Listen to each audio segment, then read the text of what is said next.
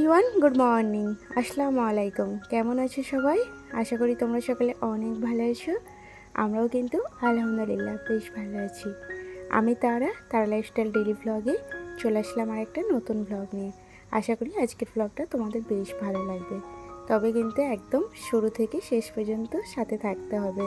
আজকের বারটা ছিল সানডে মানেই একটু ব্যস্ততম দিন আমার জন্য। যেহেতু সানডেতে একটু লেট করে ওঠা হয়, কিন্তু কাজের পরিমাণটা একটু বেশিই থাকে। সেই জন্য লেট করে ঘুম থেকে উঠলেও কিন্তু কাজগুলো আমি স্টেপ বাই স্টেপ গুছিয়ে করার চেষ্টা করি। যতটা তাড়াতাড়ি হয় ততটাই কিন্তু ভালো। সকালের ব্রেকফাস্টে আমি আগে নিয়ে নিয়েছিলাম মুসলি। আমি যদি এখন অন্য কিছু বানাতে যেতাম অনেকটা সময় লেগে যেত। সেই জন্য দুধ ছিল, দুধ দিয়ে বাবুকে চকোস দিলাম। আমি নিয়ে নিয়েছিলাম মুসলি, সাথে একটা ডিম পোচ করে নিয়েছিলাম।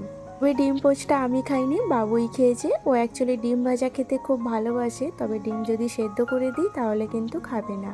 আর যখন ও ডিম পোচটা দেখেছে, ওর দেখে খুব ইন্টারেস্ট আসছে খাওয়ার জন্য, তো আমার কাছ থেকে নিয়ে ওটা খেলো। আমি মুসলিটাই খেয়েছি, বাকি ভাবছি পরে কিছু একটু ফ্রুট খেয়ে নেবো। নাস্তাটা তো করে নিয়েছিলাম, তারপরে চলে আসলাম বেডরুমে। আর বেডরুমটা গোছাতে গোছাতে আমার ক্যামেরাটা কেন যে ব্লার হয়ে গেছিলো জানি না। আমি পরে এখন এডিট করতে গিয়ে দেখছি পুরো ভিডিওটাই কিন্তু আবছা হয়ে গেছে। আশা করি তোমরা বুঝতে পেরেছো হয়তো। আর আমি কি করি, আমি একটু আগে না রান্নাঘরের কাজের থেকে আমি আগে ঘরবাড়িটা গুছিয়ে নিই। আমি বেশিরভাগ সময় তোমাদেরকে এটা বলে থাকি, কারণ আমার ঘরবাড়ি যদি পরিষ্কার পরিচ্ছন্ন থাকে তাহলে রান্নাঘরের কাজ করার একটা আলাদা এনার্জি আসে। আর যদি বাড়ি, বেডরুম, হলরুম এগুলো যদি অগোছালো হয়ে পড়ে থাকে না, এমনিতেই তো রাত্রিবেলা ধরো সবাই তো আর সবটা গুছিয়ে রাখতে পারে না, ওই সকালবেলায় উঠে গোছানো গোছানি হয়। তো ওই সোফা টোফা এগুলোতে না ব্যাগ, স্কুলের ব্যাগ, ওর অফিসের ব্যাগ, ড্রেস, এটা ওটা যা পারে আনে রেখে দেয়। তো আমি আর রাত্রিতে করি না, এই সকালবেলাটাই গুছিয়ে নিই। আর যতক্ষণ না আমার বেডরুম আর হলরুম গোছানো হয় ততক্ষণ কিন্তু আমি কিচেনের কাজে হাত দিই না। কারণ কিচেনের রান্নাবান্নাটা আমি মনে করি একটু পরে করলেও হবে, কারণ গরম গরম খেতেও ভালো লাগে। তো সেই জন্য আমার বাড়ির আগে কাজগুলো করে তারপর কিন্তু রান্নাঘরে আসি। আর রান্নাঘরের কাজ তো সুবিধা করার জন্য আমি তোমাদের বলেই রেখেছি, আমি কিন্তু আগের দিনে রাত্রিতে এই সবজি কেটে রেখে দিই। তো আজকের সবজি আমি একটা ঘিয়া নিয়েছিলাম, ঘিয়া বলতে লকি লাউ যেটা।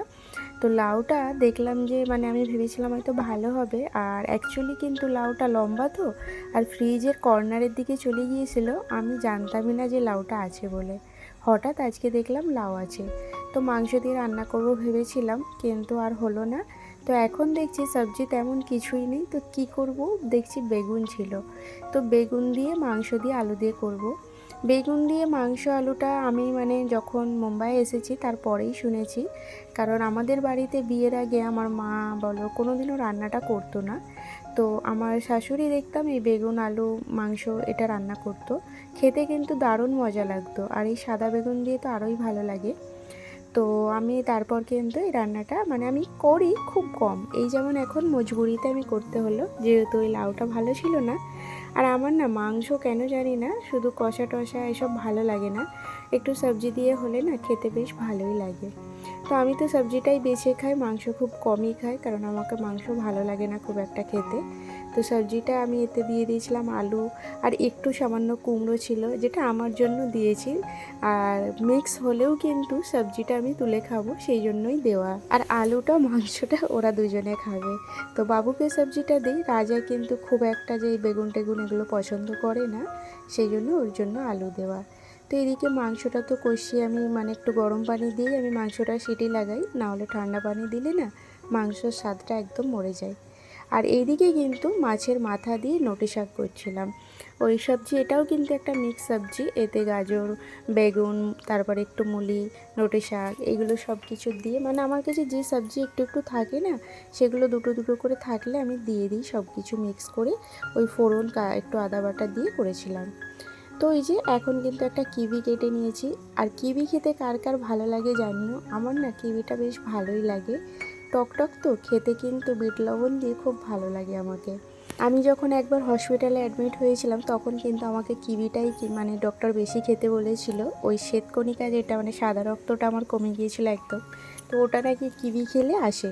তো সেই সময় কিন্তু আমি কিউইর স্বাদটা বুঝেছিলাম, কারণ আমার ভীষণ ভালো লেগেছিল খেতে।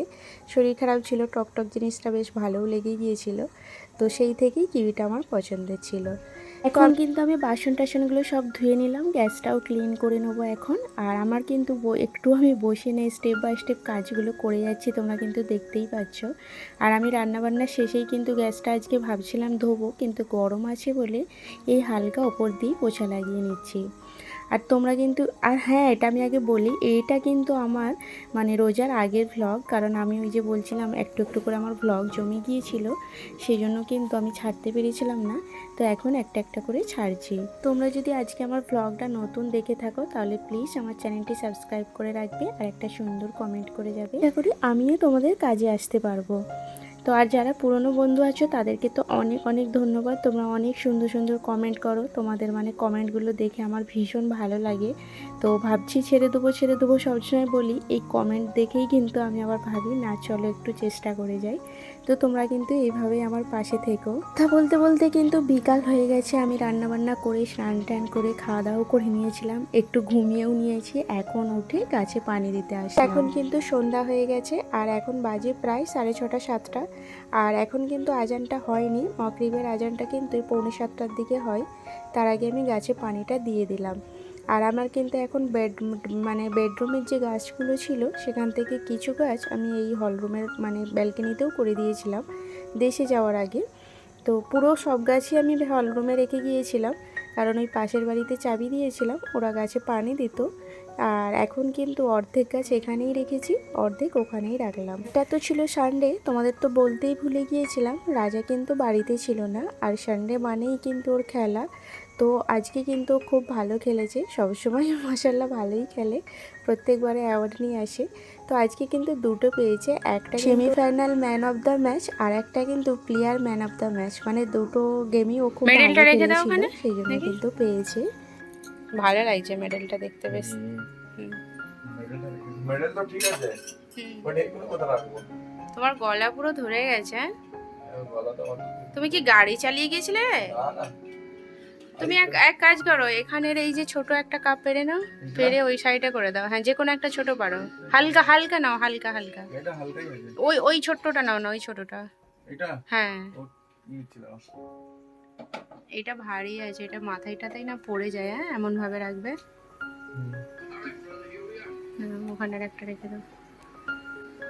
আমি কি ভাবছি জানো, নেক্সট এবার ওই যে কর্নারটা আছে না, ওই কর্নার দিয়ে অনলাইনে একটা সেই র্যাক পাওয়া যায়, মতলব সেলফ পাওয়া যায়, এমন এমন তক্তা টাইপের, ওইগুলো কর্নারে কর্নারে মেয়ে করে দেবে, আনাজকে ডেকে হয়ে যাবে। কি সুন্দর লাগছে এখানটায়, আর রাখার জায়গা নেই। হাই সেই ওপরে একটা হবে, হাই সেই ওপরে, হ্যাঁ ওই ওপরে একটা হবে, ওই ওপরে চারটে করে করে দাও। হ্যাঁ, চারটে চারটে করে রেখে দাও।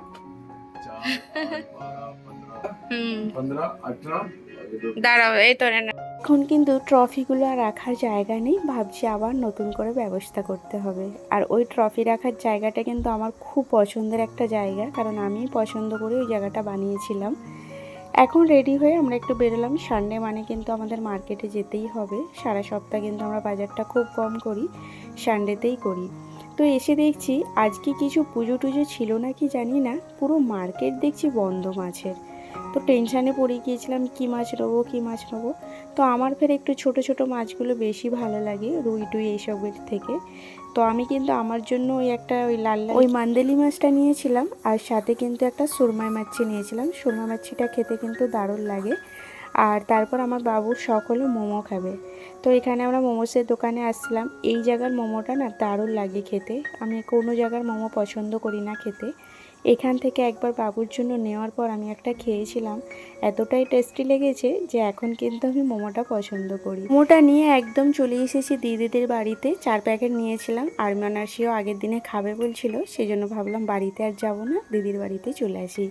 তো দিদির বাড়িতে এসে দেখছি দিদিরা এখানে ছিল না, আমরা একারাই বসে একটু মোমোটা খেলাম। আরসি ছিল বাড়িতে, দিদিরাও মার্কেটে গিয়েছিল, এই জাস্ট আসলো। আর এখানে মাপ নেওয়া হচ্ছে, কিসের মাপ সেটা আমি পরের ব্লগে বলছি, কারণ ব্লগটা আর নেই, শেষ হয়ে গেছে। সো চলো দেখা হচ্ছে নেক্সট কোনো ব্লগে। টাটা, আল্লাহ হাফেজ, ভালো থাকবে সবাই।